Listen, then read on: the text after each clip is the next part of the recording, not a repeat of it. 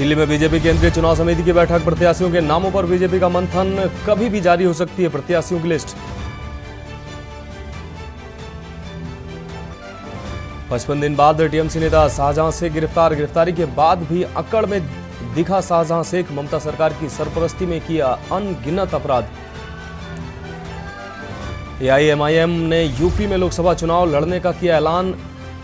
AIMIM 7 सीटों पर उतारेगी उम्मीदवार। मुस्लिम बाहुल्य सीटों पर प्रत्याशी उतारने की तैयारी। उत्तराखंड में 2 मार्च को जेपी नड्डा का दौरा। लोकसभा चुनाव की तैयारियों को परखेंगे बीजेपी अध्यक्ष। देहरादून में प्रबुद्धजन सम्मेलन, हल्द्वानी में कुमाऊं क्लस्टर सम्मेलन में होंगे शामिल। रीवा किसान शुभकरण की मौत के मामले में बड़ा एक्शन। पंजाब पुलिस ने दर्ज किया मर्डर का केस। किसान बोले जारी रहेगा प्रदर्शन। यूपी बोर्ड में 12वीं के 2 पेपर लीक पर एक्शन में सरकार। जांच के लिए 3 सदस्यों की कमेटी का गठन। बनाई गई कमेटी। व्हाट्सएप पर लीक हुआ पर्चा। आप देख रहे हैं के न्यूज, खबरों का सारथी। नमस्कार, देश की बात में आपका स्वागत है। मैं हूं मनोज मानस। अब रुक करते हैं खबरों का। दिल्ली से अहम खबर सामने आ रही है। बीजेपी केंद्रीय चुनाव समिति की बैठक जारी है। लोकसभा प्रत्याशियों के नाम पर बीजेपी का मंथन जारी है। लोकसभा सीटों के लिए 3 नामों के पैनल पर मंथन आ सकता है। लोकसभा कैंडिडेट्स की पहली लिस्ट भी आज जारी हो सकती है। मंथन अभी तक जारी है। लोकसभा सीटों के लिए 3 नामों के पैनल पर मंथन जारी है। तो दिल्ली से इस वक्त की ये बड़ी और अहम खबर आपको दिखा रहे हैं। लोकसभा कैंडिडेट की पहली लिस्ट बीजेपी आज जारी कर सकती है। तो दिल्ली से इस वक्त की ये खबर आपको दिखा रहे हैं। बीजेपी केंद्रीय लोकसभा प्रत्याशियों के नाम पर बीजेपी में इस वक्त मंथन जारी है।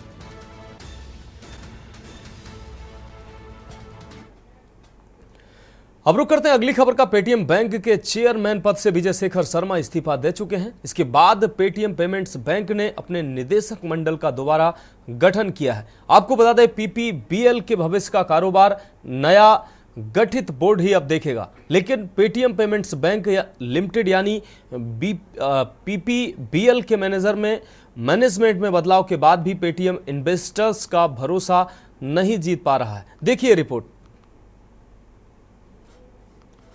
पेटीएम पेमेंट्स बैंक लिमिटेड यानी पीपीबीएल के मैनेजमेंट में बदलाव के बाद भी पेटीएम इन्वेस्टर्स का भरोसा नहीं जीत पा रहा है। पेटीएम ब्रांड की मालिक 197 कम्युनिकेशंस लिमिटेड के शेयर बुधवार सुबह के कारोबार में 5% लुढ़ककर लोअर सर्किट लिमिट पर पहुंच गए। बीएसई पर स्टॉक 4.99% गिरकर 406.15 रुपए पर आ गया, जो इसकी लोअर सर्किट लिमिट है। पेटीएम पेमेंट्स बैंक लिमिटेड के पार्ट टाइम नॉन एग्जीक्यूटिव अध्यक्ष विजय शेखर शर्मा ने इस्तीफा दे दिया है। इसके बाद बैंक के बोर्ड का नए सिरे से गठन किया गया है। Paytm stock again took a beating today. Ever since the news broke out that its chairman Vijay Shekhar Sharma is pulling out, and rightly so, because there were a lot of things, a lot of reservations against his remaining as a chairman, and he's very rightfully decided to keep himself away from Paytm. From a peak of 800 or 900, the stock has come down to today closed at about 427. So I think Paytm is paying for its mistakes in compliance in Paytm Payment Bank. Although some solutions are being worked out, but I think some investor confidence has been shaken and the stock has taken a beating over the last few weeks. सोमवार को एक press release में 197 communications ने बताया कि उसकी सहयोगी इकाई पेटीएम पेमेंट्स बैंक लिमिटेड के बोर्ड ऑफ डायरेक्टर का नए सिरे से गठन किया गया है। नए बोर्ड में सेंट्रल बैंक ऑफ इंडिया के पूर्व अध्यक्ष श्रीनिवासन श्रीधर, पूर्व आईएएस अधिकारी देवेंद्र नाथ सारंगी, बैंक ऑफ बड़ौदा के पूर्व एग्जीक्यूटिव डायरेक्टर अशोक कुमार गर्ग और पूर्व आईएएस अधिकारी रजनी शेखरी सिब्बल को शामिल किया गया है। रिलीज में आगे कहा गया है कि पीपीबीएल जल्द ही नए अध्यक्ष की नियुक्ति की प्रक्रिया शुरू करेगा। एक्सपर्ट का कहना है कि ये बदलाव इन्वेस्टर्स को रोकने के लिए काफी नहीं है। कल पेटीएम में एक बाइंग फ्रीज और बाइंग साइड पे अपवर्ड मोमेंटम 4% का देखने को मिला था और यहां पर इन्वेस्टर ने जो दुविधा है उसमें अब निकलने का डिसीजन लिया और इसी वजह से आज पेटीएम के शेयर में 4% से 5% की गिरावट देखने के बाद अंत में सेलिंग फ्रीज पर यहां पर काउंटर चल रहा है। अभी अगर इस समय देखें तो पेटीएम का प्राइस 400 पर रुका है और कहीं ना कहीं से अब इन्वेस्टर को यह समझ पर आ चुका है कि इन लेवल्स पर शायद बहुत ज़्यादा लंबी पोजीशन से यहाँ पर होल्ड नहीं करनी चाहिए। आरबीआई ने लगातार निर्देशों का पालन नहीं करने और कई चिंताओं की वजह से पेटीएम पेमेंट्स बैंक के खिलाफ कार्रवाई की थी। केंद्रीय बैंक ने 31 जनवरी को पेटीएम पेमेंट बैंक और पेटीएम वॉलेट पर प्रतिबंध लगाने का ऐलान किया था। इसके बाद से पेटीएम स्टॉक की कीमतें लगभग 47% गिर चुकी हैं।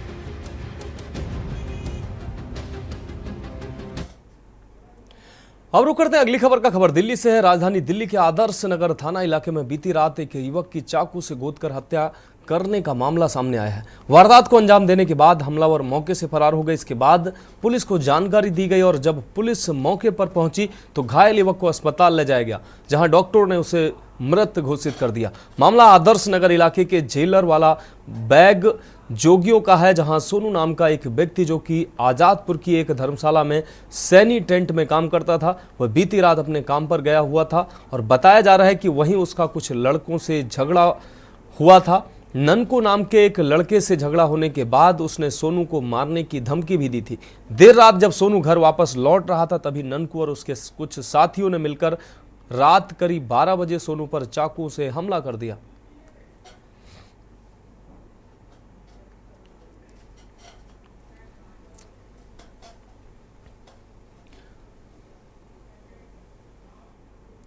अब रुक करेंगे अगली अहम खबर का। एमएसपी और अन्य मांगों को लेकर किसानों के प्रदर्शन के दौरान पंजाब के खनौरी बॉर्डर पर शुभकरण नाम के एक युवा किसान की मौत हो गई थी। अब इस मामले में पंजाब पुलिस ने अज्ञात लोगों के खिलाफ मामला दर्ज किया है। पुलिस ने हत्या और अपराध के लिए उकसाने को लेकर मामला दर्ज किया है। जानकारी के मुताबिक शुभकरण का पोस्टमार्टम पटियाला के डॉक्टर्स की टीम द्वारा किया गया।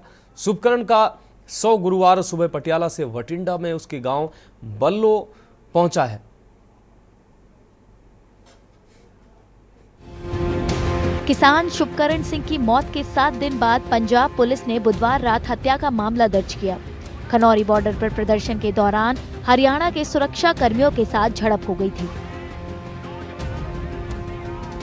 शुभकरण के पिता की शिकायत पर अज्ञात व्यक्ति के खिलाफ एफआईआर की गई है। इसमें घटनास्थल हरियाणा के जींद जिले के गढ़ी इलाके को बताया गया है। गुरुवार को किसान शुभकरण सिंह के पार्थिव शरीर को अंतिम संस्कार के लिए खनौरी बॉर्डर पर ले गए। ਸ਼ੁਭਕਰਨ ਸਿੰਘ ਦੇ ਕੇਸ ਵਿੱਚ ਪੰਜਾਬ ਪੁਲਿਸ ਵੱਲੋਂ ਕਾਨੂੰਨੀ ਮਾਹਰਾਂ ਤੋਂ ਰਾਏ ਲੈਣ ਤੋਂ ਬਾਅਦ 0 ਐਫਆਈਆਰ ਦਰਜ ਕੀਤੀ ਗਈ ਹੈ। ਇਸ ਕੇਸ ਦੀ ਅਗਲੇਰੀ ਤਫਤੀਸ਼ ਕਾਨੂੰਨ ਮੁਤਾਬਕ ਕੀਤੀ ਜਾਊਗੀ। ਅੱਜ ਪਰਿਵਾਰ ਵੱਲੋਂ ਸ਼ੁਭਕਰਨ ਸਿੰਘ ਦਾ ਅੰਤਿਮ ਸੰਸਕਾਰ ਕੀਤਾ ਜਾ ਰਿਹਾ ਹੈ। ਪੰਜਾਬ ਦੇ ਮੁੱਖ ਮੰਤਰੀ ਸਰਦਾਰ ਭਗਵੰਤ ਸਿੰਘ ਮਾਨ ਵੱਲੋਂ ਪਰਿਵਾਰ ਨੂੰ 1 ਕਰੋੜ ਰੁਪਏ ਦੀ ਰਾਸ਼ੀ ਅਤੇ ਉਹਨਾਂ ਦੇ ਪਰਿਵਾਰ ਦੀ ਇੱਛਾ ਦੇ ਮੁਤਾਬਕ ਉਹਨਾਂ ਦੀ ਬੇਟੀ ਜਿਸ ਨੇ +2 ਕੀਤੀ ਹੋਈ ਹੈ ਉਸ ਨੂੰ ਕਾਂਸਟੇਬਲ ਦੀ ਨੌਕਰੀ ਦਿੱਤੀ ਜਾ ਰਹੀ ਹੈ। बठिंडा के मूल निवासी शुभकरण सिंह पंजाब हरियाणा बॉर्डर पर अपने साथियों के साथ प्रदर्शन कर रहे थे। इस दौरान झड़प में 12 सुरक्षाकर्मी भी घायल हुए थे। एफआईआर दर्ज होने के बाद किसान नेता शरवण सिंह पंढेर ने कहा कि उनकी एक मांग पूरी हो गई है। उन्होंने कहा कि कथित तौर पर गोली चलाने का आदेश देने वाले जिम्मेदार लोगों पर भी एक्शन होना चाहिए। जो पहली बात थी कि आप जो भी दोषी हैं उनके ऊपर एफआईआर करिए, और जो भी हमारे वहाँ लोग थे, जो भी हमें सारी फुटेज या हमें जो वीडियोस है सब ये जांच का विषय है, सब देखेंगे और बाय नेम भी ये सारी बातें करेंगे। जिन्होंने ऑर्डर्स दिए कौन लोग थे उनकी बात भी होगी। कि अगर ऑर्डर तो केंद्र से आए होंगे, केंद्र के गृह मंत्री ने, राज्य के गृह मंत्री ने दिए, सभी बातें होंगी। पंढेर ने कहा कि केंद्र सरकार प्रदर्शनकारी किसानों की कुछ मांगों पर राजी दिख रही है। सरकार कोई ना कोई छल करना चाहती है, छोटी मोटी बातें कर कम से कम सरकार का ये पहले दिन से अनुभव रहा कि जब हम कुछ दें तो कम से कम दे, तो अधिक से अधिक ना दे। तो फिर भी यहाँ पूरे 2 केएमएम के और एसकेएम नॉन पॉलिटिकल की लीडरशिप पूरी समझदार है, वो पूरी तरह देख रही सब बात को। इनके कोई भी छल कपट में हम आने वाले नहीं हैं। गैर राजनीतिक संयुक्त किसान मोर्चा और किसान मजदूर मोर्चा एमएसपी पर कानून की मांग को लेकर प्रदर्शन कर रहे हैं। किसान नेताओं ने कहा कि फिलहाल वे 29 फरवरी तक खनौरी और शंभू बॉर्डर पर जमे रहेंगे। इसके बाद वो अपनी आगे की रणनीति पर फैसला करेंगे।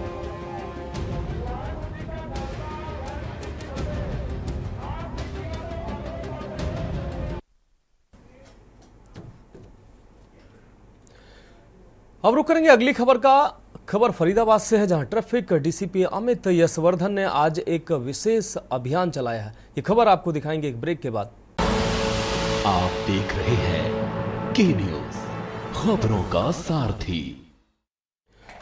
ब्रेक के बाद देश की बात में एक बार फिर से आपका स्वागत। अब रुक करते हैं अगली खबर फरीदाबाद से, जहां ट्रैफिक डीसीपी अमित यशवर्धन ने आज एक विशेष अभियान चलाकर दोपहिया वाहन चालकों को हेलमेट वितरित करते हुए वाहन चालकों से एक अपील की और कहा कि कुछ लोगों को दोपहिया वाहन चलाते समय, आपको बता दें, लोगों को दोपहिया वाहन चलाते समय केवल चालान से बचने के लिए नहीं बल्कि अपनी जान बचाने के लिए हेलमेट पहनना चाहिए।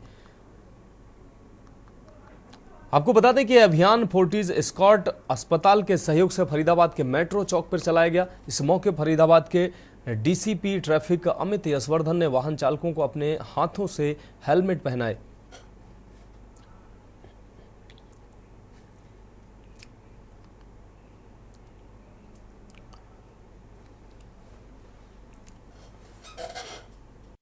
जैसा कि इसमें आप देख सकते हैं कि जो हमारे फोर्टिस हॉस्पिटल ग्रुप है, तो इन्होंने एक इनिशिएटिव लिया था कि जिसमें हम हेलमेट्स का डिस्ट्रीब्यूशन करें और जो लोग विदाउट हेलमेट ट्रैवल कर रहे हैं तो उनको जागरूकता के बारे में भी अवेयरनेस भी हो उनकी। क्योंकि जैसा मैंने अभी बताया भी था कि वर्ष 2021 में करीब 47,000 लोग ऐसे थे जिन्होंने सड़क दुर्घटना में अपनी जान गंवाई, और ख़ासकर वो 2 व्हीलर्स ही थे। तो इससे ये पता चलता है कि बहुत ही बड़ा आंकड़ा है, और आज की डेट में भी कई सारे लोग ऐसे हैं जो विदाउट हेलमेट ट्रैवल करना प्रेफर करते हैं। उसका क्या मल्टीपल कारण हो सकते हैं। और इसके साथ में ये भी जानना बहुत ज़रूरी है कि एक ISI अप्रूव्ड हेलमेट पहने, क्योंकि अगर आप लोकल हेलमेट पहनेंगे और कल को आपके साथ में एक्सीडेंट होता है तो आप तब भी सर्वाइव नहीं करेंगे। तो वो पहनना ना पहनना बराबर है। देश की बात में अब छत्तीसगढ़ की खबरों का रुख करते हैं। खबर कवर्धा से है, जहां जिला पंचायत सीईओ संदीप अग्रवाल की सुरक्षा में तैनात जवान ने सर्विस गन से खुद को गोली मारकर सुसाइड कर लिया। आपको बता दें, घटना की सूचना मिलने पर पुलिस फौरन मौके पर पहुंची। घटनास्थल से सुसाइड नोट हालांकि नहीं मिला है। फिलहाल जवान के सुसाइड की वजह स्पष्ट नहीं हो पाई है। कवर्धा पुलिस घटना की जांच कर रही है। दरअसल गनमैन जवान कृष्ण कुमार साहू ने बीती रात अपने सर्विस गन से खुद को गोली मारकर आत्महत्या कर ली। घटना की जानकारी मिलते ही हड़कंप मच गया। कोतवाली पुलिस मौके पर पहुंची और जवान के कमरे को सील कर दिया गया। पुलिस ने जांच के लिए फॉरेंसिक टीम को भी बुलाया। उसके बाद ही जवान का शव बाहर निकाला गया। मृतक जवान कवर्धा जिला पंचायत सीईओ संदीप अग्रवाल की सुरक्षा में तैनात था।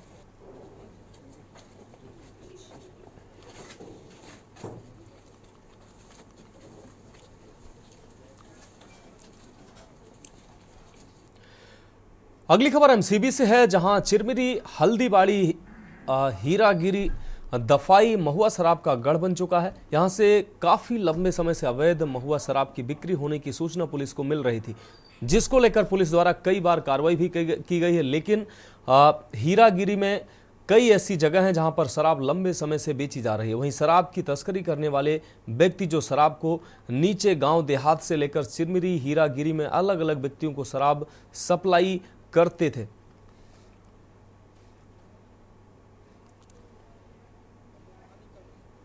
कल सुबह जून ग्राम पतासाजी के दौरान पता चला कि 2 व्यक्ति पुणे की ओर से एक सलेटी रंग की स्कूटी में बोरे में भारी मात्रा में अवैध महुआ शराब भर के बिक्री करने के लिए हल्दीबाड़ी चिरमिरी की ओर ला रहे हैं।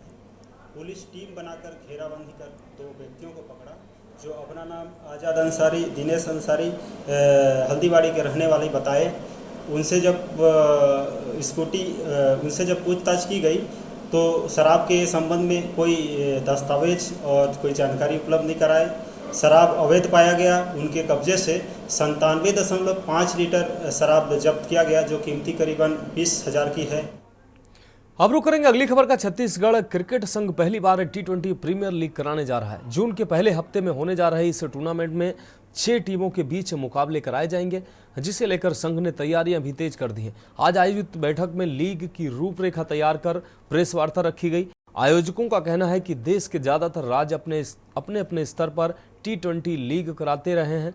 इससे उन्हें काफ़ी फायदा मिला है। इस टूर्नामेंट में केवल छत्तीसगढ़ क्रिकेट संघ से मान्यता प्राप्त खिलाड़ी ही उतरेंगे। बैठक में खिलाड़ियों का ऑक्शन होगा या नहीं, जिला स्तर से खिलाड़ी चुने जाएंगे, इस पर मुहर लगेगी।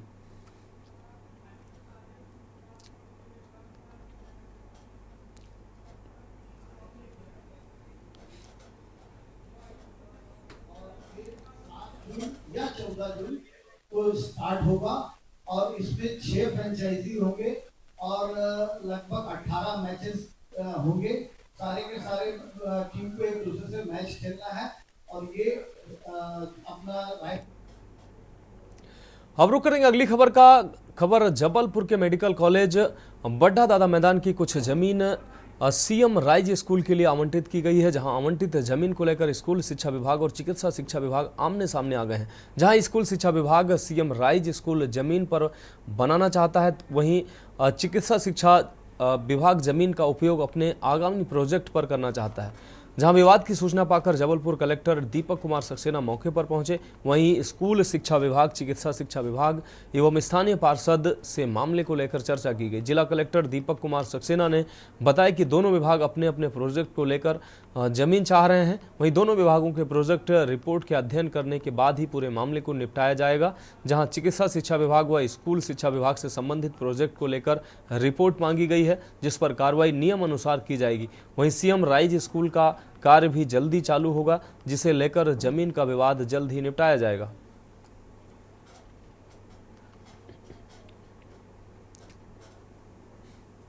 सीएम राइज स्कूल बन रहा है और सीएम राइज स्कूल के बनने में मेडिकल कॉलेज की ज़मीन है जो कि सीएम राइज स्कूल उस संदर्भ में दोनों डिपार्टमेंट में कुछ आपस में विवाद है। दोनों की अपनी अपनी योजनाएं, अपने अपने प्रोजेक्ट हैं। दोनों को लग रहा है कि उनकी ज़मीन कम पड़ रही है और इसी बीच माननीय पार्षद जी का कहना है कि ये जो ज़मीन का एक करीब 12 एकड़ का टुकड़ा है जो ओपन लैंड के रूप में है, उनका कहना है कि ओपन लैंड बरकरार रखनी चाहिए। तो अभी मैंने सभी स्पॉट देख लिया है, सभी पक्षों को सुन लिया है। अब इनके जो प्रोजेक्ट हैं मेडिकल कॉलेज के और स्कूल एजुकेशन के, उनको देखने के बाद कुछ कह पाएंगे। अब रुक करेंगे अगली खबर का। डिंडोरी के बड़झर घाट में अनियंत्रित होकर पलटी पिकअप वाहन से शाहपुर थाना अंतर्गत एक ही गांव के अमहई देवरी निवासी 11 लोगों की मौत हो गई। 16 लोगों की घायल होने की खबर भी है। आपको बता दें 11 लोगों की मौत से गांव में मातम का माहौल बन गया। लोग अपनों से बिछड़कर चीख पुकार करते नजर आए। वहीं सभी 1100 गांव में लाए गए। मौके पर मौजूद मध्य प्रदेश शासन की कैबिनेट मंत्री संपतिया उइके, शाहपुरा विधायक ओम प्रकाश धुर्वे, कलेक्टर विकास मिश्रा, एसपी अखिल पटेल सहित अन्य समाज के लोगों द्वारा सभी शव को एक साथ अंतिम संस्कार करने के लिए सहमति बनाई गई, जिसके बाद अमहाई देवरी गांव में एक साथ 11 शवों का सामूहिक रूप से अंतिम संस्कार किया गया और 4 शवों का अलग अलग गांव में अंतिम संस्कार किया गया।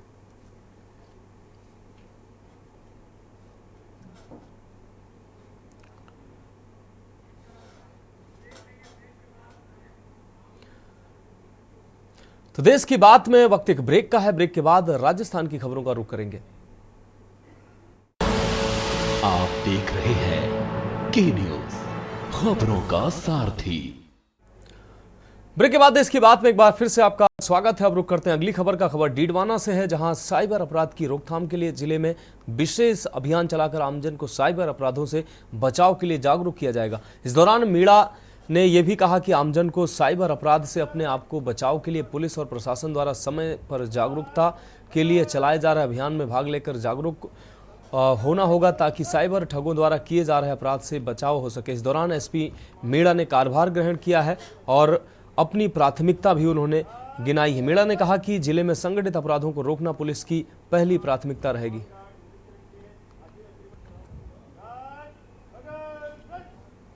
मैंने डीडवाना को चामन एसपी का पदभार ग्रहण किया है। मेरी प्राथमिकताओं में संगठित अपराधों पर लगाम लगाना, साइबर क्राइम की रोकथाम और पुलिस और पब्लिक के बीच अच्छा समन्वय कायम करना और कानून व्यवस्था कायम करना प्राथमिकता रहेगी।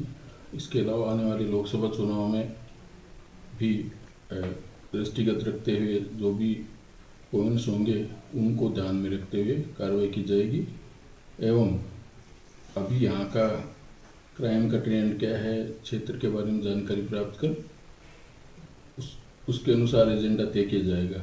इसके अतिरिक्त पुलिस मुख्यालय द्वारा जो प्राथमिकताएं हैं उन प्राथमिकताओं की देश की बाद में वो उत्तर प्रदेश की खबरों की बात करेंगे। न दूरी है न खाई है, मोदी हमारा भाई है, अब की बार 400 पार, ये वो नारे हैं जो आजकल बरेली में काफी चर्चा का विषय बने हुए हैं। भारतीय जनता पार्टी ने अब मुस्लिम वोट बैंक में भी सेंधमारी शुरू कर दी है। मुसलमानों में अपनी पैठ बनाने का भाजपा ने अनोखा प्लान तैयार किया है, जिसके बाद समाजवादी पार्टी और कांग्रेस समेत समूचे विपक्ष की चिंता बढ़ गई है। क्या है पूरा मामला, देखिए रिपोर्ट।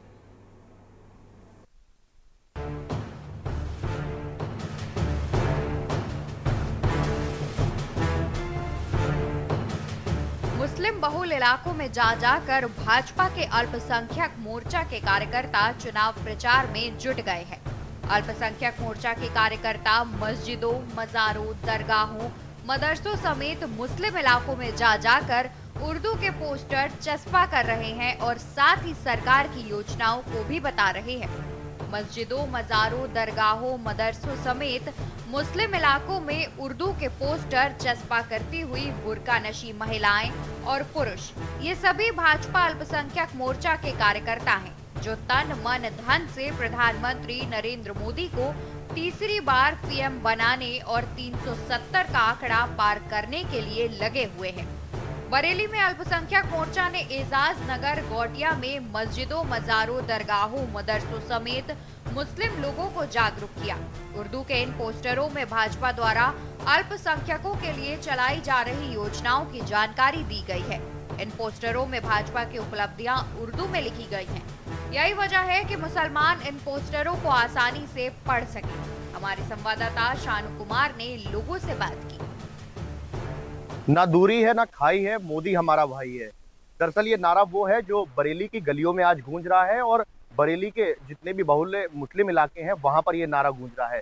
दरअसल उत्तर प्रदेश का जो लोकसभा चुनाव है उसकी शुरुआत हो गई है और जो विपक्षी दल हैं उन्होंने भी अपने पार्टी उतार दिए हैं और उत्तर प्रदेश की जो सरकार है यानी कि भारतीय जनता पार्टी वो अभी अपने प्रत्याशी नहीं खोले हैं, लेकिन जो उनके कार्यकर्ताएं हैं वो जमीनी स्तर पर उतर करके लोकसभा चुनाव की तैयारियों में जुट गए हैं। हमारी मौजूदगी आज बरेली के एजाज नगर गोटिया में है। यहाँ की तस्वीरें हम पहले आपको दिखाना चाहेंगे। आप ये कार्यकर्ताओं के पीछे का हिस्सा देखेंगे तो यहाँ पर कई पोस्टर आपको नजर आएंगे और इन पोस्टरों में उर्दू की भाषा में लिखा है कि ना दूरी है ना खाई है, मोदी हमारा भाई है और अब की बार 400 पार। इन तमाम तरीके के नारे इसमें जो है लिखे गए हैं। ये बताइए क्या लग रहा है, ये जो नारा है मोदी हमारा भाई है, ना दूरी है ना खाई है, क्या संदेश पहुंचाना चाह रहे हैं आप लोग? हम अपनी आवाम को ये संदेश पहुंचाना चाहते हैं कि अब की बार 400 पार, फिर एक बार मोदी सरकार। ना दूरी है ना खाई है, मोदी हमारा भाई है। हमारी आवाम जो है बहुत सीधी सादी भोली भाली है, उसका नाजायज़ फ़ायदा उठाते हैं और पार्टी वाले। तो इसीलिए हम उनको ये मैसेज करना चाहते हैं कि अब की बार भारतीय जनता पार्टी की ही जीत हो और जो कि भारतीय जनता पार्टी से मुसलमान औरतों को बहुत सपोर्ट मिला है, जो कि ले लीजिए 3 तलाक को कह सकते हैं और उसके गैस चूल्हे को लेके कह सकते हैं, जो कि आंखें फोड़ रही हैं औरतें धुएं में, उनको गैस चूल्हे की सुविधा हुई है। फिरोज जी क्या मैसेज पहुंचा रहे हैं, लग रहा है कि इसका कुछ इफेक्ट पड़ेगा? बिल्कुल पड़ेगा, इफेक्ट पड़ेगा। मैसेज पहुंचा रहे हैं, पब्लिक को भी बता रहे हैं, अपनी आवाम को भी बता रहे हैं कि एक बार फिर मोदी सरकार। भरोसा जीता है मोदी सरकार ने, गल्ला दिया क्या है। किया है? अभी कोरोना में भरपूर सबको गल्ला मिला है, अनाज मिला है, ये योजना बहुत अच्छी थी। % बनाई, कोई विकल्प ही नहीं है भारतीय जनता पार्टी का। उत्तर प्रदेश ही नहीं पूरे देश में कोई विकल्प नहीं है भारतीय जनता पार्टी का। रही बात इस कार्यक्रम की, तो हमारे प्रदेश के माननीय अध्यक्ष कुंवर बासित अली साहब जो मोर्चा के अध्यक्ष हैं, उनके आह्वान पर, उनके दिशा निर्देशानुसार पूरे उत्तर प्रदेश में ये कार्य चलेगा। सपा के अल्पसंख्यक सभा के जिला अध्यक्ष असलम खान ने पूरी पोस्टरबाजी पर बयान दिया कि बीजेपी का अल्पसंख्यक मोर्चा बिक चुका है, मुस्लिम हकीकत जानता है। हल्द्वानी में हुए बवाल के बारे में सबको पता है, आखिर क्या हुआ था। देखो दोस्तों, मेरे भाइयों, मैं आपको बताना चाहता हूं कि जो अल्पसंख्यक भाजपा का जो मोर्चा है वो एक तरीके से बिक चुका है। उसे ये नहीं दिख रहा है हल्द्वानी में क्या किया है भारतीय जनता पार्टी ने, उसे ये नहीं दिख रहा है मॉब लिंचिंग नहीं दिख रही है, पल्लू खान नहीं दिख रहे हैं और तमाम मुसलमानों के साथ जो जुल्म जास्ती जो भारतीय जनता पार्टी कर रही है वो अल्पसंख्यक मोर्चे को दिखाई नहीं दे रहा है। इसलिए अल्पसंख्यक का मोर्चा, भाजपा अल्पसंख्यक मोर्चा गलत बयानबाजी कर रहा है, गलत नारेबाजी कर रहा है। उसे इस तरीके की नहीं करना चाहिए क्योंकि ये भारतीय जनता पार्टी अल्पसंख्यकों की विरोधी पार्टी है। मैं अल्पसंख्यकों की विरोधी पार्टी इसलिए कहता हूँ, अल्पसंख्यकों पर अत्याचार हो रहा है। जैसे कि हल्द्वानी के अंदर अल्पसंख्यकों पर अत्याचार हुआ, मस्जिद तोड़ी गई, मदरसा तोड़ा गया, ये कर उनने मुस्लिम कौम के ऊपर ठेस पहुंचाई है। अगर ये भारतीय जनता पार्टी हटाने का काम करें अल्पसंख्यक मोर्चा, ना कि उसे नारे देकर उत्साहित करें। वही लोगों का कहना है कि मोदी सरकार ने काफी योजनाएं दी हैं, जिनसे मुस्लिमों को फायदा मिला है। बरेली के एजाज नगर गौटिया इलाके में ही करीब 200 से ज्यादा मकान फ्री दिए गए हैं। आयुष्मान योजना की भी मुस्लिम समुदाय के लोग सराहना कर रहे हैं। फिलहाल जैसे ही पोस्टर लगने का सिलसिला शुरू हुआ तो बरेली की राजनीति भी गरमाना शुरू हो गई है।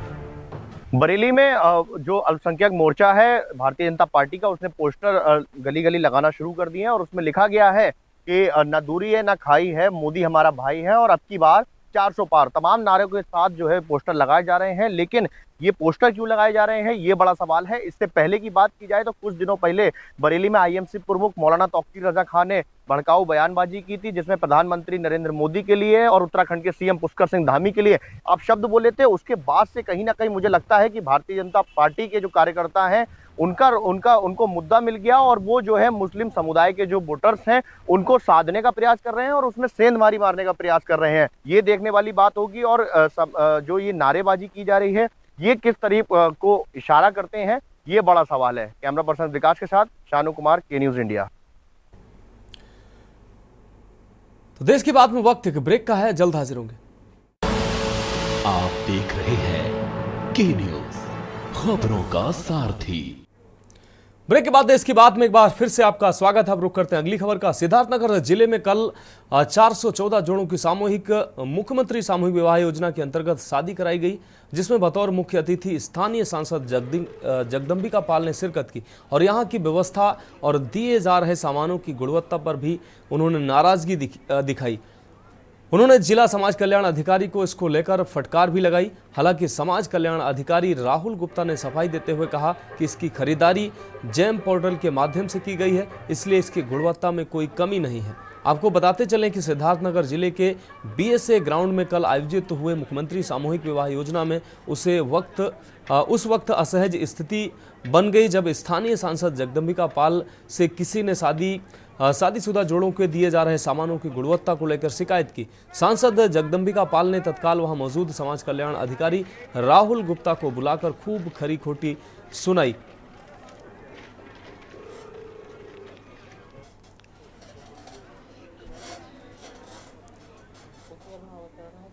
शासन स्तर से ही मुख्य विकास अधिकारी महोदय की अध्यक्षता में एक कमेटी गठित की गई थी, जिसमें टीओ साहब, हम अन्य अधिकारी थे, 2 महिला अधिकारी थी, जो सारी सामग्रियों की गुणवत्ता की जांच करती हैं। जांच करने के बाद ही अगर कमेटी अप्रूवल करती है उसके बाद ही सामान की हम लोग सप्लाई लेते हैं। वो के क्रम में उन लोगों के द्वारा सप्लाई की गई थी। सामग्री की गुणवत्ता में कोई खराबी नहीं है। तो 10,000 रुपये की सामग्री में उनको 18% GST, 2.24% इनकम टैक्स वगैरह देना पड़ता है। 8,000 रुपये में इतनी सामग्री उपलब्ध कराई जानी संभव नहीं है, लेकिन उनके द्वारा जो सामग्री उपलब्ध कराई वो अत्यंत ही गुणवत्तापूर्ण है।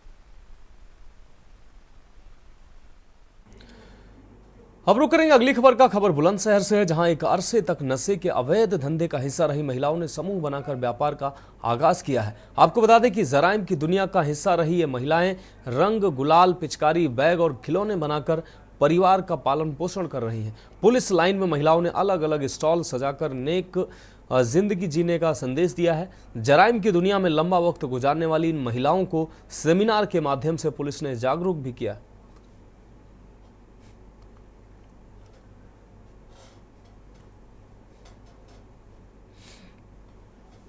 हमारे लिए ये मायने नहीं रखता, बल्कि हमारे आने वाली पीढ़ियों के लिए भी मायने रखता है।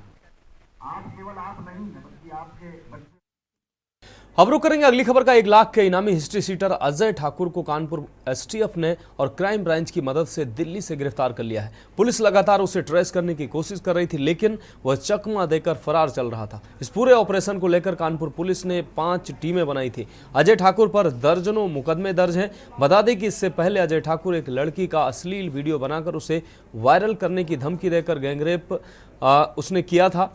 उसके बाद उस पर 307 का मुकदमा भी दर्ज हुआ था। कोर्ट से बेल मिलने के बाद बाहर आते ही उसने पुरानी रंजिश में अपना दल की रैली पर कई लड़कों समेत हमला कर दिया था, जिसके बाद एक नया मुकदमा दर्ज किया गया। फिर से पुलिस उसकी गिरफ्तारी के पीछे लग गई थी। दक्षिण कानपुर में मारपीट, रंगदारी और फिरौती जैसे अपराधों को अंजाम देने वाला बदमाश अजय ठाकुर काफी समय बाद अब पुलिस के शिकंजे में फंस गया है। पुलिस ने इस बदमाश का आपराधिक इतिहास निकाला है। इसमें पता चला है कि इसकी जितनी उम्र नहीं है उससे ज्यादा तो इस पर मुकदमे दर्ज हैं।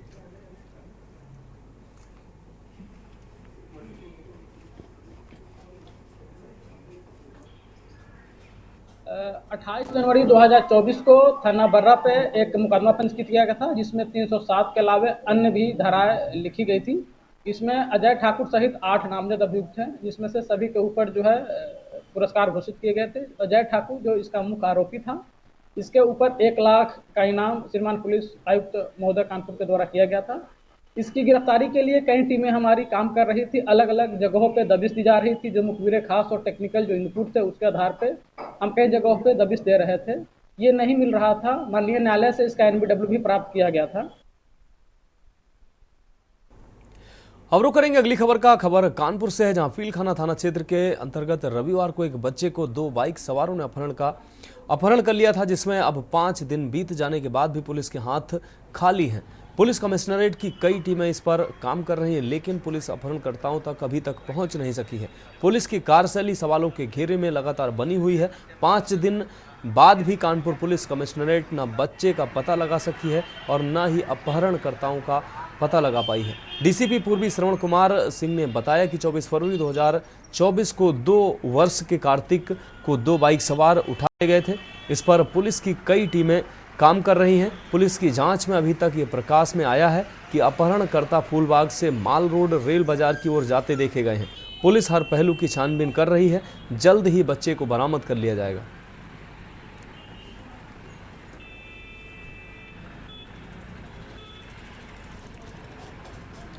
अब बात करेंगे अगली खबर की। कानपुर के रेल बाजार थाना क्षेत्र में हुई युवक की हत्या का पुलिस ने 24 घंटे के अंदर खुलासा कर लिया है। आपको बता दें, नशे की हालत में 4 दोस्तों ने ही इमरान की हत्या की थी। इस पूरी घटना का खुलासा करते हुए डीसीपी पूर्वी श्रवण कुमार सिंह ने बताया कि दिनांक 28 फरवरी को देर रात थाना रेल बाजार अंतर्गत एक युवक जिसका नाम इमरान था, अपने दोस्तों मोहम्मद शोएब, शुभम जायसवाल, अफान और अंश सोनकर के साथ आपस में पहले शराब पीकर नशे की गोली खाई।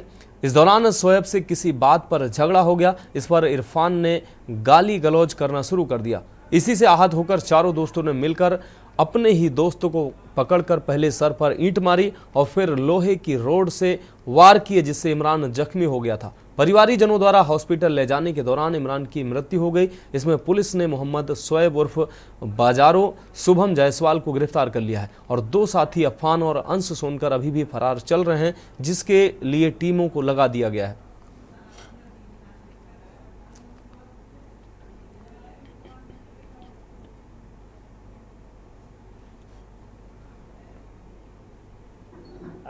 ये 5 दोस्त आपस में बैठे मिले और जिसमें एक मृतक इमरान है, उनके साथ इन लोगों ने अपनी खाना पीना खाया, शराब पिया और उसके बाद फिर इनमें वाद विवाद हुआ, हटटाक हुआ जब इन्होंने एल्कोहल ली और नशा की।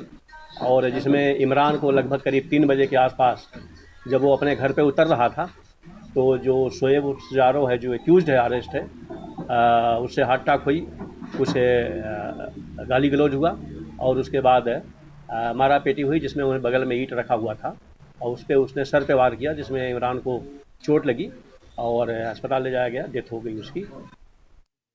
अब रुक करेंगे अगली खबर का। अगली खबर कानपुर से, जहां बजरंग दल कार्यकर्ताओं ने कानपुर सेंट्रल रेलवे स्टेशन पर हंगामा किया है। आपको बता दें कि बिहार से दिल्ली जाने वाली सीमांचल एक्सप्रेस में बजरंग दल के कार्यकर्ताओं ने एक नाबालिग युवती और उसके साथ उसके प्रेमी को ट्रेन से बरामद किया है और कानपुर सेंट्रल पर जमकर हंगामा किया। बजरंग दल के कार्यकर्ताओं का कहना है कि इंस्टाग्राम के द्वारा इस मुस्लिम युवक ने हिंदू नाबालिग लड़की, जो कि बिहार के अररिया जिले की रहने वाली है, उसको पहले बहला फुसलाकर अपने साथ दिल्ली ले जा रहा था और प्रयागराज मंडल के कार्यकर्ताओं के द्वारा उनको सूचित किया गया। इस सूचना के आधार पर इन लोगों ने सीमांचल एक्सप्रेस से इन दोनों युवक और युवतियों को बरामद किया है और कानपुर जीआरपी के हवाले कर दिया। इस दौरान बजरंग दल के कार्यकर्ताओं ने स्टेशन पर जमकर नारेबाजी की।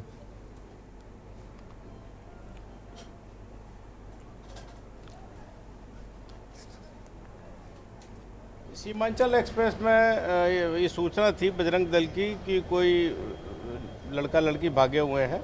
उनकी सूचना के आधार पर उनको ट्रेस किया गया और बरामद कर लिया गया। बाद में इस संबंध में तस्दीक किया गया तो इस संबंध में मुकदमा पंजीकृत है अररिया थाने में और लड़की के परिजनों को सूचना भिजवा दी गई। वहाँ से उनके परिवार के लोग आ रहे हैं और उनके सुपुर्द कर दिया जाएगा लड़की को। अब रुक करेंगे अगली अहम खबर की। खबर बहराइच से है, जहां सतगुरु कबीर आश्रम सेवा संस्थान के तत्वाधान में विश्व वंदनीय संत सम्राट सतगुरु कबीर साहब के 56वें महापरिनिर्वाण महोत्सव के अवसर पर डॉक्टर अंबेडकर अंतर्राष्ट्रीय केंद्र जनपथ दिल्ली में भारत भूषण संत डॉक्टर नानक दास जी के कुशल नेतृत्व में कई महान संतों की उपस्थिति में बहराइच उत्तर प्रदेश की मशहूर लेखिका समा परवीन, जो कि कवित्री, अध्यापिका व समा फाउंडेशन की डायरेक्टर भी हैं, उन्हें बाल साहित्य के लिए कबीर कोहिनूर सम्मान 2024 से सम्मानित किया गया है। इस अवसर पर महामहिम भारत की राष्ट्रपति द्रौपदी मुर्मू, प्रधानमंत्री नरेंद्र मोदी, असम के राष्ट्रपति हिमंता बिस्वा शर्मा व राजस्थान के मुख्यमंत्री माननीय भजनलाल शर्मा ने लिखित संदेश पत्र भेजकर शुभकामनाएं प्रेषित की हैं व उज्जवल भविष्य की कामना भी की है।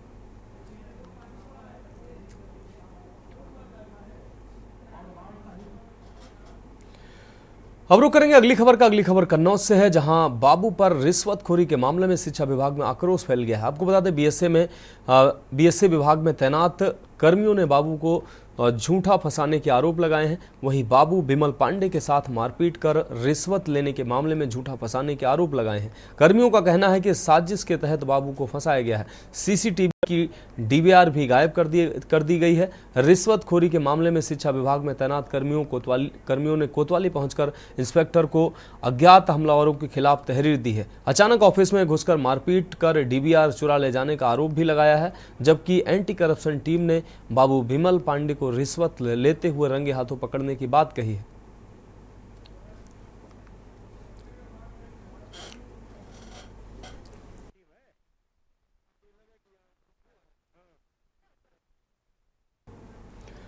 अब रुक करेंगे अगली खबर का। अयोध्या में श्री राम की प्राण प्रतिष्ठा के बाद से अयोध्या में दुकानदारों के दिन बहुर गए हैं। आपको बता दें, भगवान श्री राम के प्रति श्रद्धा में बाजार में खरीदारों की ऐसी भीड़ उमड़ी कि सामान कम पड़ते नजर आ रहे हैं। व्यापारियों की माने तो जिले में करीब 6 करोड़ से अधिक कारोबार हुआ है। अयोध्या के दुकानदारों के मुताबिक जोश से भरे राम भक्त हर दिन करोड़ों रुपए की तस्वीरें और मूर्तियां खरीद रहे हैं। अयोध्या में श्री राम लला की प्राण प्रतिष्ठा के बाद से शहर के दुकानदारों की आमदनी आसमान छू रही है। रामनगरी आने वाले श्रद्धालु अपने साथ कोई न कोई धार्मिक चीज यादगार के तौर पर ले जाना चाहते हैं। ऐसे में कारोबारियों की तो चांदी है। श्रद्धालुओं का कहना है कि वे अयोध्या की अपनी यादों को संजोए रखना चाहते हैं। यहाँ पे राम जी का दर्शन करने आए हैं। आप पूजा कर लिया, बस अब घूमना है, देखना है, घूमना है। बहुत बढ़िया, बहुत ही अच्छा लगा राम मंदिर का दर्शन करके। हाँ, ये तस्वीर भी लिया है। आपको घर पे रखेंगे, पूजा करेंगे, देखेंगे। हाँ, बहुत भीड़ है, बस देख लिया। अब और भी देखना है, घूमना है। ऐसा जैसे सब दर्शन करने के लिए आते हैं तो वो सब खरीदारी तो करते ही हैं। बिक्री बढ़ेगी, व्यापार बढ़ेगा, हम भी खरीदारी करेंगे। खरीदारी करने के लिए घूम रहे हैं। अयोध्या नगरी बहुत अच्छी लग रही है। राम जी की जन्मभूमि बहुत अच्छी लग रही है, इसलिए तो पूरे जैसे विश्व के लोग आ रहे हैं, वर्ल्ड के लोग आ रहे हैं। अयोध्या के दुकानदारों के मुताबिक जोश से भरे राम भक्त हर दिन करोड़ों रुपए की तस्वीरें और मूर्तियां खरीद रहे हैं। रामलला की स्थापित होने के बाद अयोध्या में राम से रिलेटेड वस्तु का बिक्री बहुत ज्यादा बढ़ गई है। इसमें से फोटो, राम मंदिर मॉडल है, अन्य प्रकार की वस्तुएं की बिक्री बहुत ज्यादा मात्रा में बढ़ी। जब से रामलला स्थापित हुए हैं राम मंदिर में, तब से करोड़ों रुपए का व्यापार अयोध्या के व्यापारियों ने किया। अयोध्या पहुंचने वाले श्रद्धालुओं को लुभाने के लिए दुकानदारों के पास भगवान श्री राम की तस्वीरों और मूर्तियों के अलावा फ्रिज, मैग्नेट, झुमके, बैज और कई दूसरे सामान मौजूद हैं। तस्वीर के लिए सेंस ये देखा जाए, रामलला जी अगर देखा जाए तो हम लोगों के आराध्य है और हम लोग से काफी पुराने से जुड़े हुए हैं। तो भगवान को हर लोग अपने हर चीजों में ले जाना चाहते हैं, अपने स्मृति में बसाना चाहते हैं। तो चाहे वो मैग्नेट्स हो, चाहे वो कीरिंग्स हो, चाहे वो आपके फोटोज हो, तो अपने अपने चीजों में उनको ऐड करना चाहते हैं। एक सनातन धर्म के प्रति उनकी आस्था बढ़ी, इस वजह से राम जी की फोटोज वगैरह की डिमांड ज़्यादा बढ़ी। लोगों का कहना है कि श्री राम मंदिर के उद्घाटन ने अयोध्या में न सिर्फ कारोबार और नौकरी के मौके बढ़ाए हैं, बल्कि यहाँ की अर्थव्यवस्था को बढ़ावा देने में काफी मदद की है।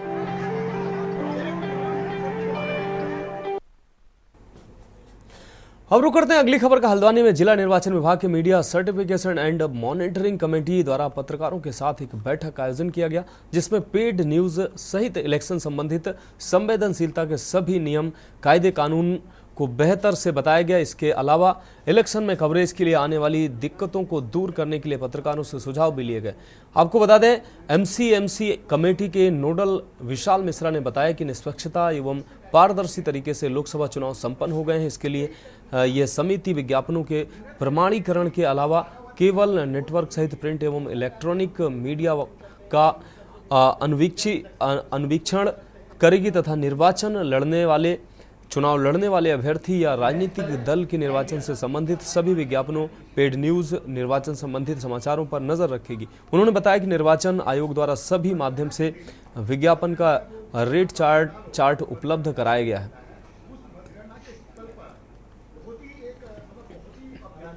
देखिए, मैं आप सभी के माध्यम से अवगत कराना चाहूँगा कि इलेक्शन को लेकर के जनपद नैनीताल की सारी टीमें एकदम तैयार हो गई हैं। इसी क्रम में एक टीम हमारी एमसीएमसी की है, जो मीडिया सर्टिफिकेशन की टीम रहती है। तो इसमें इलेक्शन के दौरान जो भी हमारे प्रत्याशी हैं, उनकी पेड न्यूज़ हो या जो भी मीडिया को ब्रीफिंग देनी है, जो भी डेटा रिलीज करना है, उस संदर्भ में एक प्रॉपर एक हमारा आपस में तालमेल बना रहे। यहाँ रुकेंगे एक ब्रेक के लिए, जल्द हाजिर होंगे। आप देख रहे हैं के न्यूज, खबरों का सारथी। ब्रेक के बाद देश की बात में एक बार फिर से आपका स्वागत है। अब रुक करते हैं अगली खबर का। राजधानी देहरादून में अपराध की घटनाएं दिनों दिन बढ़ती जा रही हैं। आपको बता दें, ताजा मामले में विधानसभा में भी उठते रहे हैं ऐसे मामले। शहर में घटे ताजा घटनाक्रम ने एक बार फिर आपराधिक घटनाओं को लेकर कई सवाल खड़े किए हैं। दरअसल देहरादून के रेस कोर्स स्थित एक फ्लैट में नाबालिग लड़की की संदिग्ध परिस्थितियों में मौत हुई है। यह घटना विधायक आवास के पास स्थित फ्लैट में घटित हुई है। इस फ्लैट में रहने वाले परिवार में एक 15 वर्षीय नाबालिग लड़की काम करती थी। गुरुवार सुबह सूचना मिली कि लड़की ने फ्लैट में आत्महत्या कर ली है, लेकिन स्थानीय लोगों ने घटना को हत्या बताकर फ्लैट में जमकर हंगामा किया है।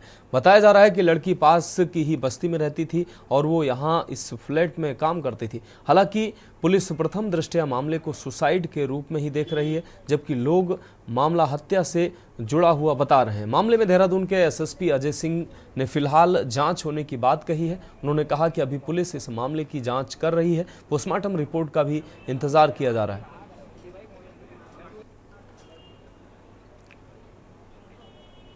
हाँ, देखिए, एक नाबालिग लड़की थी करीब 15 साल की। ये लोग फैमिली बिहार के रहने वाली है और यहाँ पर एक दूसरा फैमिली जिनके यहाँ पर ये काम करती थी वो, और उनके 2 बच्चे उनकी केयर पे काम करती थी। और इसमें इनकी जो वाइफ है, जो उषा जी की, वो टीचर है, स्कूल में पढ़ाती, बाकी इनका बिजनेस है अपना। और आज घर की नीचे के फ्लोर से ऊपर की फ्लोर पर, और ये जो नाबालिग लड़की थी वो करीब 1 घंटे तक नहीं दिखाई दी। जब उन्होंने देखा तो बाथरूम का दरवाजा खुला था और एक कपड़े के सहारे स्टूल लगाकर उसने हैंगिंग करी थी। इसकी तत्काल जो घर में काम कर रहे थे उनको लेकर वो अस्पताल पहुंचे।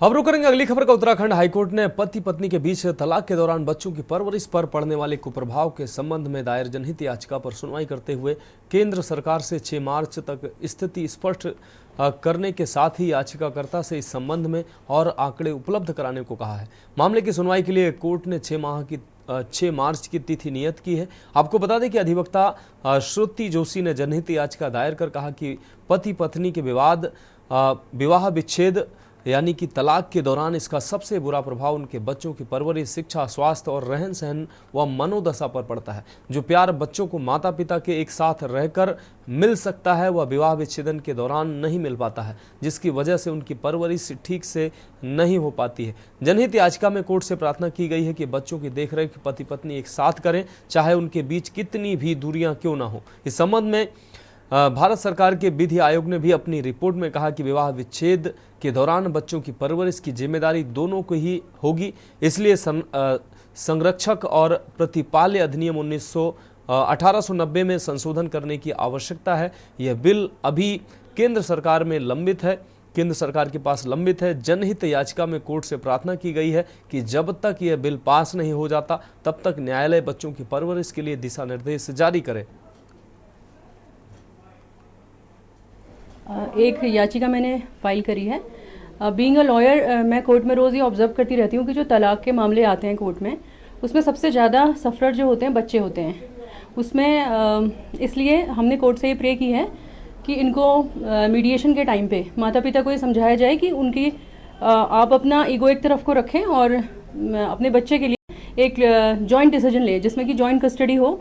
एक ही माता पिता में से किसी एक की जिम्मेदारी ना हो, दोनों को ही पूरी जिम्मेदारी उठाई जाए, चाहे फिजिकल कस्टडी किसी की भी हो, पर उनके डिसीजन लेना और पालन पोषण और अदर फैसलों में दोनों का ही भागीदारी बराबर हो। अब रुक करेंगे अगली खबर का। खबर गदरपुर से, जहां गदरपुर के मकरंदपुर गांव में मत्स्य विभाग ने योजनाओं की जानकारी देने के लिए एक गोष्ठी का आयोजन किया है। इस मौके पर सोनू भंडारी मत्स्य निरीक्षक ने बताया कि उत्तराखंड सरकार गैर परंपरागत तरीके से मछली पालन और किसानों की आय में वृद्धि को इसके लिए लगातार प्रयास कर रही है। गांव के ही एक युवक द्वारा बायो फ्लॉक के तहत मछली पालन किया जाएगा। इसके लिए तालाब बनकर तैयार हो चुके हैं और विभाग की ओर से अन्य योजनाओं की जानकारी देने के लिए भी ग्रामीणों को आज यहां बुलाया गया था। वहीं फिश इंस्पेक्टर नीलू नगर कोटी ने बताया कि ग्रामीण क्षेत्रों में स्थानीय लोगों की आय में वृद्धि और इसके लिए विभागीय मंत्री और उत्तराखंड सरकार लगातार प्रयासरत हैं। इसी क्रम में मछली पालन से जुड़ी योजनाओं की जानकारी देने के लिए इस गोष्ठी का आयोजन किया गया था।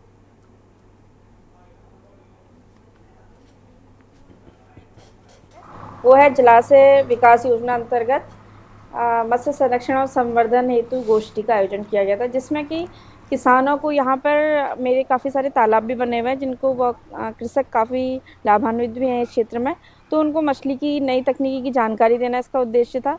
और दूसरा था कि जिन कृषकों को हमारी योजनाओं से जो लाभान्वित नहीं हो सके हैं या वो वंचित हैं और वो लाभान्वित होना चाहते हैं, तो उनको भी हमारी योजनाओं के बारे में जानकारी मिले, ये इस गोष्ठी का मुख्य उद्देश्य है। और इसके अलावा खबरों करेंगे अगली खबर का। हल्द्वानी पुलिस को बनभूलपुरा दंगे के मामले में बड़ी सफलता हासिल हुई। आपको बता दें, पुलिस ने बनभूलपुरा दंगे के मामले में मुख्य आरोपी अब्दुल मलिक के बेटे अब्दुल मोईद को गिरफ्तार कर लिया है। पूरे मामले का खुलासा करते हुए एसएसपी प्रहलाद मीणा ने बताया कि पूरे घटनाक्रम के मास्टरमाइंड अब्दुल मलिक को पुलिस ने 24 फरवरी को गिरफ्तार कर लिया था। अब उसके बेटे को पुलिस ने दिल्ली से गिरफ्तार कर लिया है। फिलहाल पुलिस ने इस मामले में नामजद सभी उपद्रवियों को गिरफ्तार कर जेल भेजा है। इन सभी पर संबंधित धाराओं में मुकदमा दर्ज किया गया है।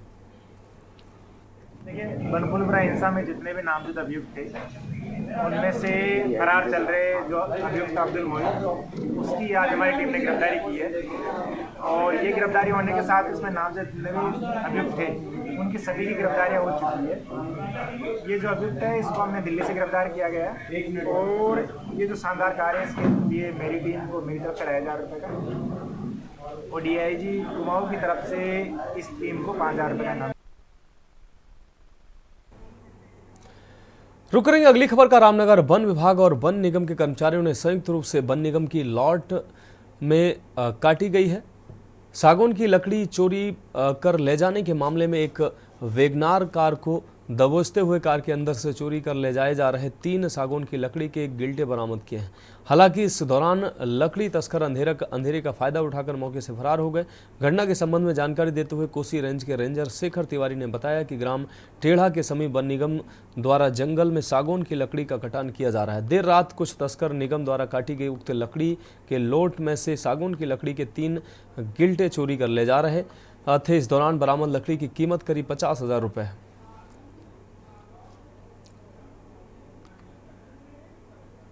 कल रात रामनगर वन विभाग को जो है वन निगम के कर्मचारी संयुक्त गश्त पर थे, तो हमारी एक लॉट कटती रही है बेलगढ़ के समीप, जहाँ पर उक्त गाड़ी को देखा गया, जिसमें 2-3 लोग जो है इस गाड़ी पर थे जो अंधेरे का फ़ायदा उठाकर भाग गए। इसकी अनुमानित कीमत करीब 50,000 रुपये है। अपराधियों की खोजबीन हमारे द्वारा जो है की जा रही है।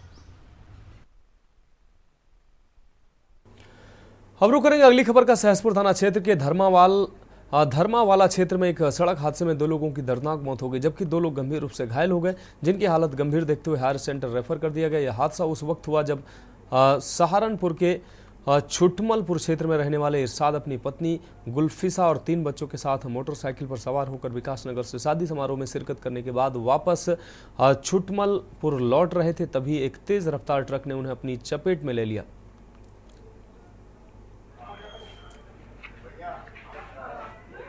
ये हमारे जिला चिकित्सालय विकासनगर में आज 4 बजे करीब 4 इंजर्ड पेशेंट आए थे, जिसमें से 2 तो इंजर्ड हैं, दोनों के पैर फ्रैक्चर हैं और 2 लोग डॉट डेड आए हुए हैं, जो कि 108 से यहाँ पे लाए हुए हैं। इसमें कौन-कौन शामिल है बच्चे?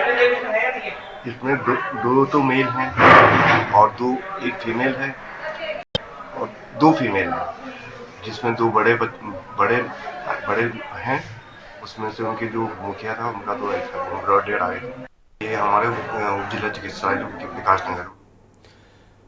अब रुक करते हैं अगली खबर का। पहाड़ के नाम एक बार फिर बड़ी उपलब्धि दर्ज हुई है। आपको बता दें इस बार नैनीताल के रंगकर्मी और युगमंच के संस्थापक जहूर आलम को संगीत नाटक अकादमी पुरस्कार देने की घोषणा हुई है। आपको बता दें 6 मार्च को राष्ट्रपति जहूर आलम को ये पुरस्कार देंगी।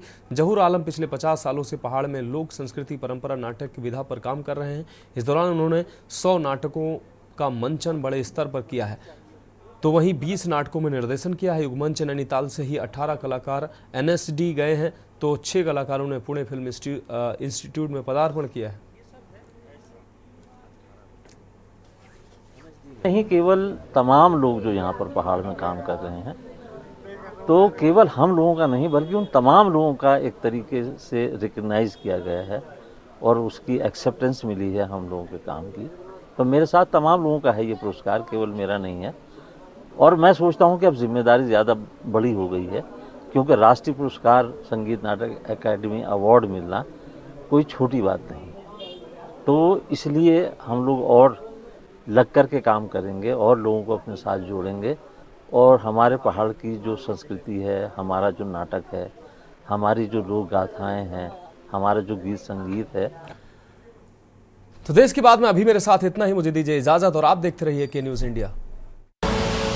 आप देख रहे हैं के न्यूज़, खबरों का सारथी।